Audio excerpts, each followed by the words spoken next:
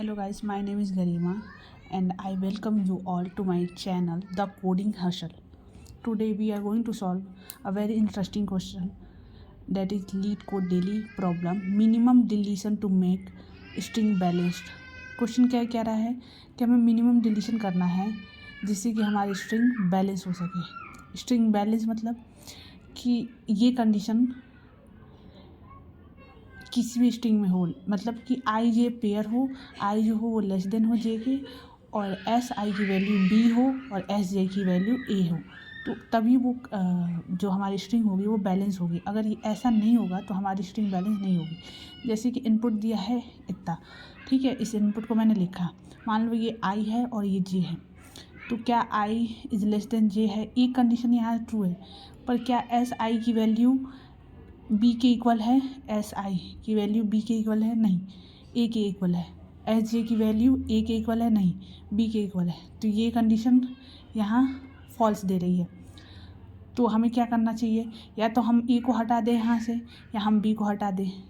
अगर हमने मान लो बी को हटा दिया तो हमारी स्ट्रिंग क्या बचेगी, A B B A B, और इसके बाद हम फर्दर चेक करेंगे, आई को हम मूव करेंगे, जी को भी मूव करेंगे, फिर आई को मूव करेंगे, जे को मूव करेंगे, फिर आई को मूव करेंगे, फिर जे को मूव करेंगे।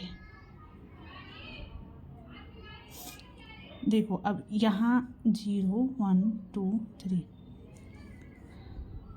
आई की वैल्यू कितनी है 2, जे की वैल्यू कितनी है 3, एस आई की वैल्यू कितनी है ए, एस जे की वैल्यू कितनी है बी।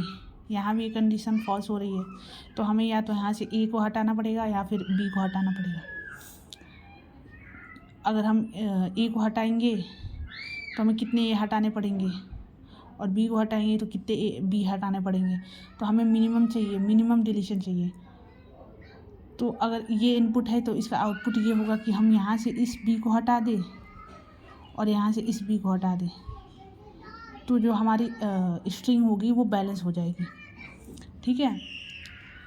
तो इसको अब हम करेंगे कैसे, तो अगर इस क्वेश्चन को देखा जाए तो ये क्वेश्चन बॉयल डाउन हो गया है कि भाई हमें ऐसी स्ट्रिंग को बनानी है जिसमें बी के जस्ट बाद ए ना आए।